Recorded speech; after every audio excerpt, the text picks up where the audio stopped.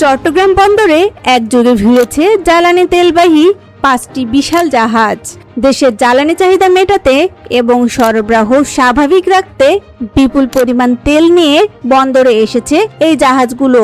বর্তমানে বন্দর জেটিতে তেল খালাসের প্রক্রিয়া শুরু হয়েছে। সংশ্লিষ্টরা জানিয়েছেন, এই জাহাজগুলোতে রয়েছে আমদানিকৃত ডিজেল এবং ফার্নেস অয়েল। এছাড়া ইস্টার্ন রিফাইনারির জন্য আনা হয়েছে বিপুল পরিমাণ অপরিশোধিত তেলও। আন্তর্জাতিক বাজার থেকে কেনা এই জ্বালানি দেশের বিদ্যুৎ উৎপাদন এবং পরিবহন খাতের জন্য অত্যন্ত গুরুত্বপূর্ণ। দীর্ঘদিন ধরেই জ্বালানি তেলের মজুদ নিয়ে এক ধরনের দুশ্চিন্তা ছিল, তবে একসঙ্গে 5টি জাহাজ আসায় সেই সংকট অনেকটাই কেটে যাবে বলে আশা করা হচ্ছে। বিপিসি বা বাংলাদেশ পেট্রোলিয়াম কর্পোরেশন পুরো প্রক্রিয়াটি নিবিড়ভাবে তদারকি করছে। জাহাজগুলো থেকে পাইপলাইনের মাধ্যমে তেল দ্রুত স্টোরেজ ট্যাঙ্কে সরিয়ে নেওয়া হচ্ছে।